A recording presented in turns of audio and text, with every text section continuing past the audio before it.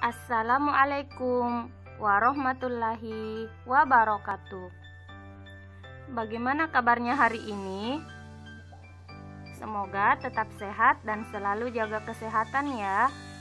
Hari ini kembali bersama Ibu Naca, kita akan belajar tematik tema 5, pahlawanku. Subtema 1, perjuangan para pahlawan. Materi kita pada hari ini adalah sifat-sifat cahaya. Disimak videonya dengan baik ya. Sifat-sifat cahaya yang akan kita pelajari pada hari ini, yang pertama, cahaya merambat lurus. Yang kedua, cahaya menembus benda bening. Yang ketiga, cahaya dapat dipantulkan. Dan yang keempat, cahaya dapat dibiaskan. Kita bahas satu persatu ya. Yang pertama adalah cahaya merambat lurus. Sifat cahaya yang dapat dilihat dengan jelas adalah merambat lurus. Cahaya yang merambat lurus dapat kalian amati pada cahaya yang dipancarkan oleh senter atau cahaya matahari yang masuk ke rumah melalui pintu dan jendela. Sifat cahaya yang merambat lurus dapat kalian amati pada percobaan berikut. Percobaan tersebut menggunakan 3 karton tebal dan lilin. Masing-masing karton tebal tersebut dilubangi bagian tengahnya. Kemudian diletakkan pada posisi lubang tersebut sejajar dengan cahaya lilin tepat di belakang lubang.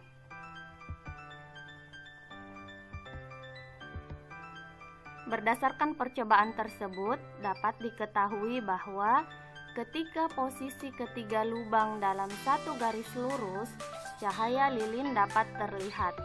Sebaliknya, ketika ketiga lubang tidak dalam satu garis lurus, maka cahaya lilin tidak terlihat. Sehingga dapat disimpulkan bahwa cahaya merambat lurus menyebabkan terbentuknya bayangan dari benda yang terkena cahaya. Yang kedua adalah cahaya menembus benda bening. Untuk membuktikannya, kita bisa melakukannya dengan percobaan cahaya matahari atau cahaya senter, gelas atau benda transparan. Letakkan gelas seperti pada gambar, lalu arahkan cahaya ke tembok berwarna putih. Perhatikan apa yang akan terjadi.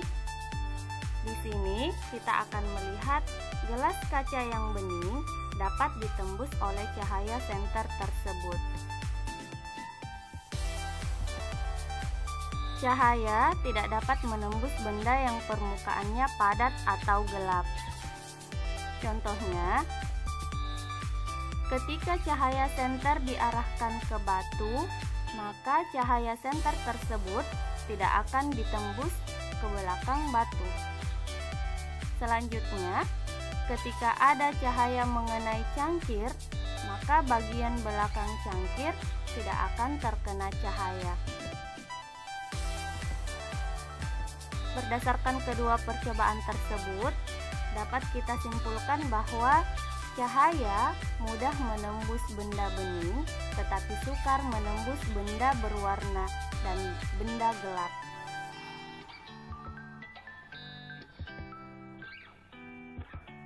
Yang ketiga adalah cahaya dapat dipantulkan.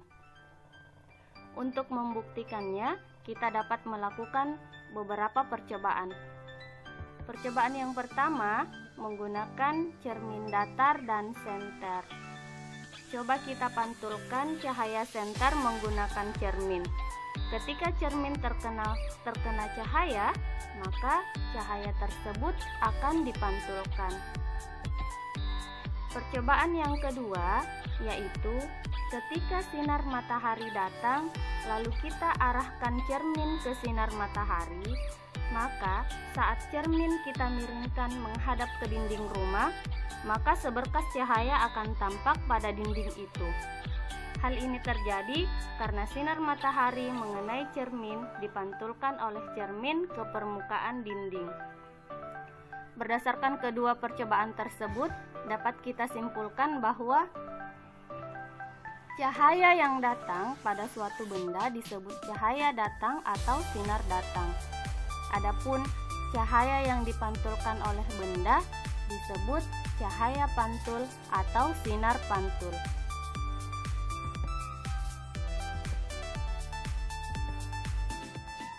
Yang keempat adalah cahaya dapat dibiaskan. Untuk membuktikannya, kita bisa melakukan percobaan dengan menggunakan gelas yang diisi air. Masukkan pensil ke dalam gelas yang terisi air tersebut, kemudian kita amati apa yang akan terjadi.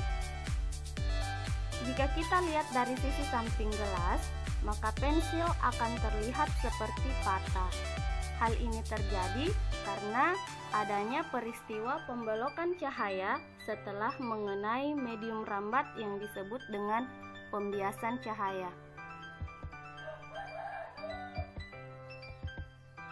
Percobaan yang kedua, ketika kita berada di kolam renang lalu melihat ke bawah ke arah kaki kita, maka kita akan melihat seolah-olah kaki kita jaraknya dekat dengan kita.